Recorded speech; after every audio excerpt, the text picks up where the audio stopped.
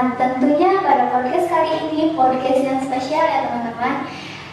Karena di sini kita akan membahas podcast tentang bulan Muharram. Nah, bersama kami, saya Dewi Nuryani dan saya Syamsyatul Rahmi. Di sini kami akan membahas tuntas terkait apa itu bulan Muharram dan keistimewaan lainnya. Nah, yang pasti seputar bulan Muharram ya teman-teman.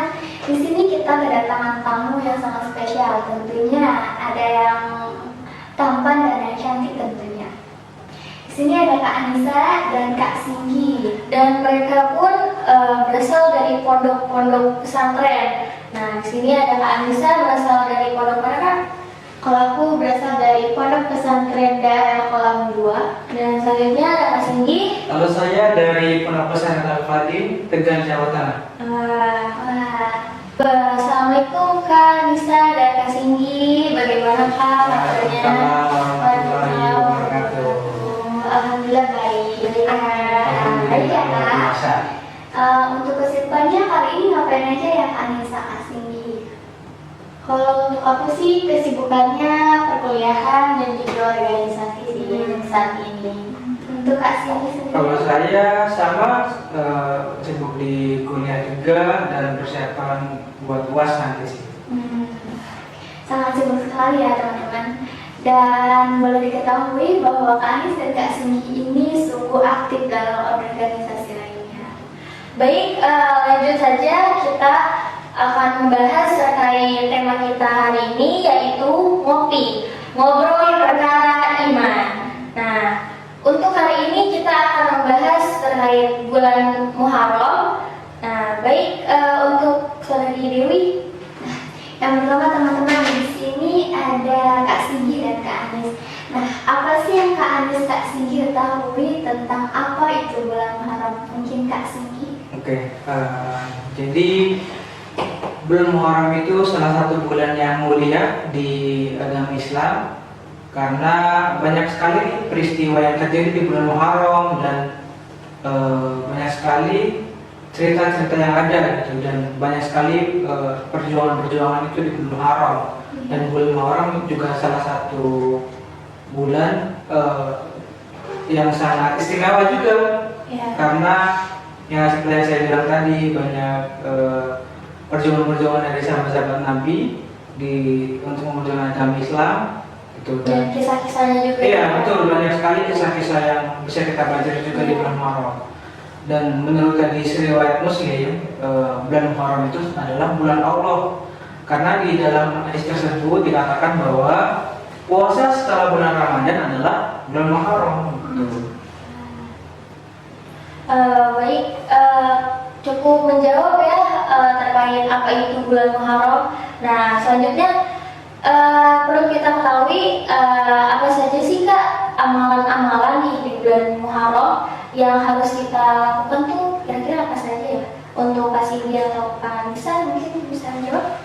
Baik, untuk amalan di bulan Muharram ini juga tentunya pasti banyak. Walaupun bukan di bulan Muharram, tentunya kita harus melakukan amalan-amalan baik lainnya setiap hari, setiap saat. Nah, untuk bulan Muharram ini kita bisa melakukan puasa pada hari ke-9 dan hari ke-10, itu biasa disebut dengan puasa Asyura. Nah, lalu kita bisa nih dengan melakukan ibadah dan sholat tentunya dengan lebih rajin, lalu kita melakukan mengikuti majelis taklim, lalu mengikuti pembacaan Al-Quran seperti itu. Nah, kita juga bisa untuk berziarah kubur seperti kita mendatangi makam-makam tokoh ulama, lalu habib dan lainnya. Dan tidak hanya di bulan Muharram ini, kita juga harus bersedekah dan berinfak. Tentunya kita harus bisa memberikan sedikit rezeki kita untuk orang yang lebih membutuhkan seperti itu.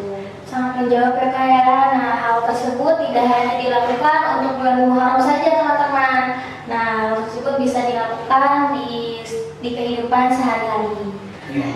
Selanjutnya teman-teman, apa sih keistimewaan dari tanggal 10 Muharram? Kak Anis atau Kak Singgi bisa jawab?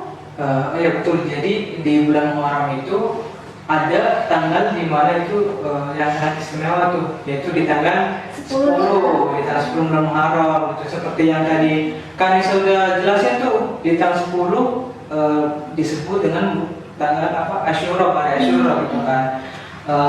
Kita dianjurkan untuk berpuasa di tanggal 10 bulan Asyura gitu. Dan banyak sekali peristiwa di tanggal 10.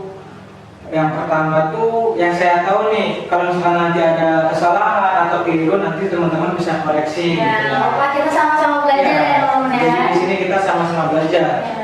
Jadi di tanggal 10 bulan Muharram itu ada peristiwa di mana Nabi Musa dan umatnya yang kita sebut Bani Israel berhasil melarikan diri dari penindasan Firaun dan pasukannya, dan selain Nabi Musa itu melewati laut yang namanya Laut Merah tuh. Itu juga salah satu kalau misalkan kalau di pondok gitu ya ada pelajaran namanya SKI, itu sejarah budaya Islam. Itu pasti kalian tahu kalau ada sekolah sore gitu kan. Sejarah budaya Islam itu biasanya guru kita bilang ada Laut Merah gitu. Laut Merah itu laut yang dilewati Nabi Musa dan umatnya saat melarikan diri dari Firaun. Nah, selain itu juga di tanggal 10 di tahun 680 Masehi itu terjadi peristiwa penting juga, yaitu gugurnya cucu Rasulullah SAW, yaitu Husain bin Ali. Itu beliau meninggal di saat perang, jadi perangnya itu namanya perang Karbala. Nah, selain itu juga di tahun 10 ada lagi nih, yaitu yang banjir tuh. Nabi siapa, coba tanya tahu nggak? Nabi Nuh ya? Ya, betul, Nabi Nuh. Jadi peristiwa banjir Nabi Nuh juga di tanggal 10 bulan Muharram. Nah, dan masih banyak sebenarnya tuh peristiwa-peristiwa lain yang harus kita jadi suri tauladan gitu kan, dari kehidupan Nabi sebelum-sebelumnya gitu.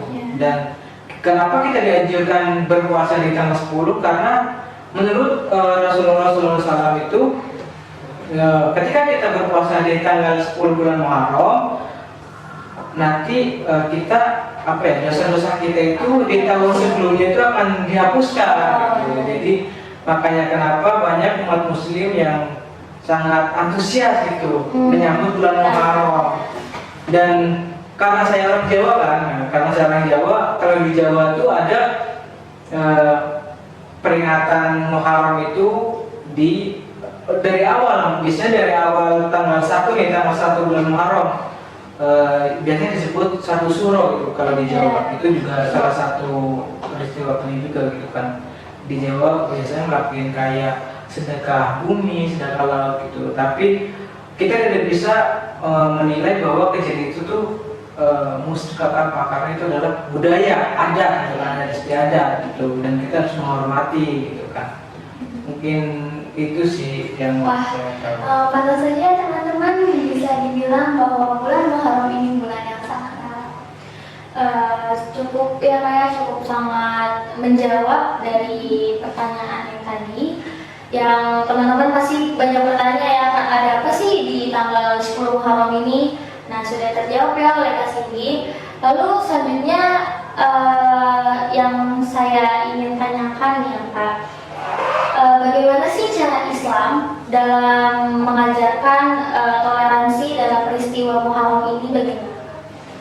Di dalam Islam, tentunya kita diajarkan untuk saling toleransi terhadap agama lainnya, karena tentu saja di dunia ini tidak hanya Islam, Ya, ada Kristen, Buddha, Katolik, dan lainnya.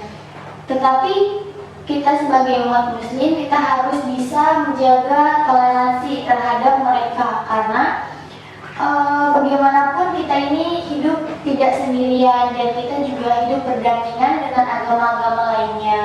Dan cara kita mentoleransikan itu, kita bisa dengan menghargai kepercayaan, keyakinan orang lain seperti itu, dengan kita tidak mengganggu atau kita menghormati nih ketika mereka saatnya beribadah. Lalu mereka juga seharusnya bisa menghormati ketika waktunya kita sholat atau lainnya seperti itu. Dan kita juga bisa menjunjung tinggi nilai-nilai perdamaian dengan tidak menimbulkan permusuhan atau perselisihan di antara agama Muslim maupun agama lainnya. Nah, kita juga bisa dengan menghindari provokasi nih atau kekerasan. Jadi di Islam itu kan diajarkan untuk saling menyayangi, mengasihi, tidak dengan kekerasan seperti itu. Nah, mungkin dari jawaban Kanisa, dari Kak Cindy bagaimana Kak? Apakah ada pendapat lain atau bagaimana?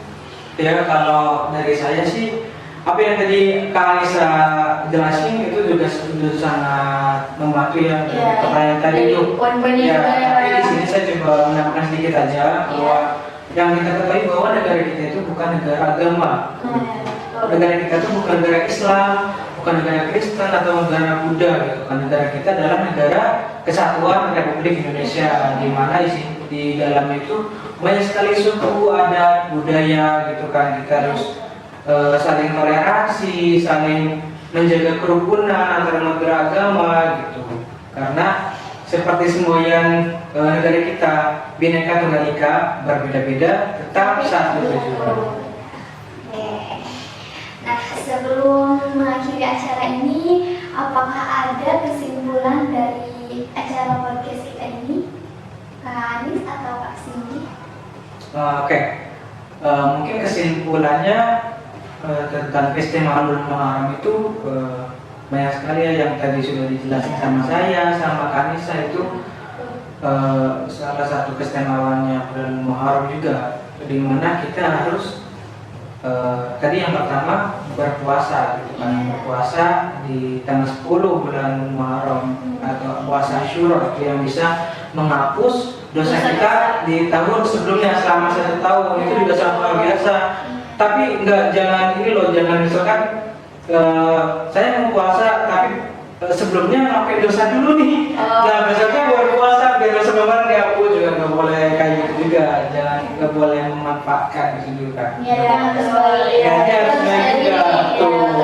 Nah, terus selain itu juga dari kisah-kisah ya kayak dari kisah-kisah tadi tuh, dari perjuangan sahabat Nabi, dari perjuangan Nabi Musa, Nabi siapa tadi, Nabi Nuh yang banjir, itu juga bisa jadi suri teladan kita buat kehidupan kita sehari-hari gitu kan, buat kita jadi pedoman gitu lah intinya, buat kita berbuat baik gitu. Karena kalau kita pikir tuh kita hidup udah di enak gitu loh, di zaman yang serba ada, serba gampang gitu, tidak hidup di zaman-zaman pas perang gitu. Jadi kita harus bersyukur dan memanfaatkan itu dengan baik gitu. Kalau kita tidak bisa berjuang dengan cara perang, kita bisa berjuang dengan cara kita sendiri. Misalkan kita syiar gitu kan, lewat media sosial gitu, bisa syiar lewat teman secara langsung. Misalkan teman berbuat yang tidak baik, itu kita bisa menasihatinya. Mungkin seperti itu kesimpulan obrolan kita hari ini. Dan aku menambahin sedikit, mungkin di bulan ini juga ini salah satu cara kita untuk menambah keimanan kita, ketakwaan kita kepada Allah Subhanahu wa Ta'ala. Sangat memberi wawasan sekali ya dan mengetahui pengetahuan kita.